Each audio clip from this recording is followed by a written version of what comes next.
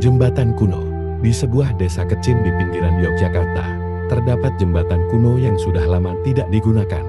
Jembatan itu dikenal dengan nama Jembatan Merah karena warna catnya yang sudah memudar dan berwarna merah kusam.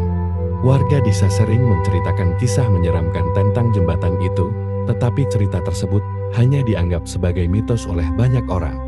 Suatu malam Taiko, seorang pemuda desa yang baru saja pulang dari kota, memutuskan untuk melewati jembatan tersebut untuk mempersingkat perjalanannya pulang.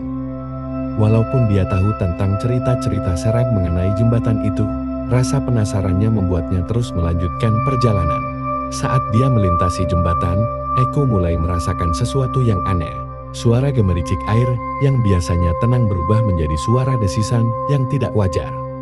Di tengah perjalanan, lampu senter Eko tiba-tiba padam, membuatnya berada dalam kegelapan total. Dia mencoba menyalakan kembali senter, namun gagal.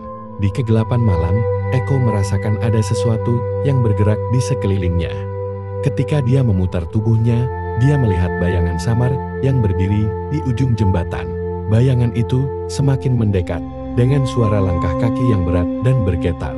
Eko merasa ketakutan dan berusaha untuk kembali ke daratan secepat mungkin. Namun, saat dia berbalik, dia terkejut melihat seorang wanita berpakaian putih dengan wajah pucat yang penuh dengan air mata berdiri tepat di depan pintunya. Wanita itu tampak memohon dengan tatapan penuh kesedihan. Wanita itu kemudian mulai berbisik dengan suara lembut, "Tolong, bantu aku.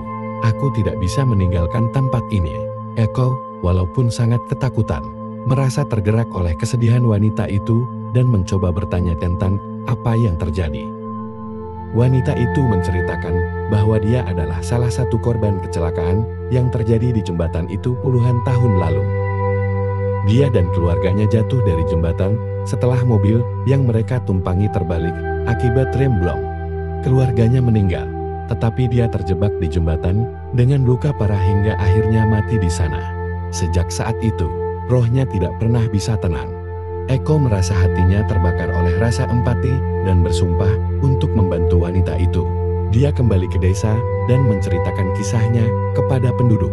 Bersama dengan penduduk desa, mereka melakukan upacara adat untuk memohon agar roh-roh tersebut dapat tenang dan meninggalkan jembatan itu. Setelah upacara selesai, jembatan itu mulai terasa lebih tenang.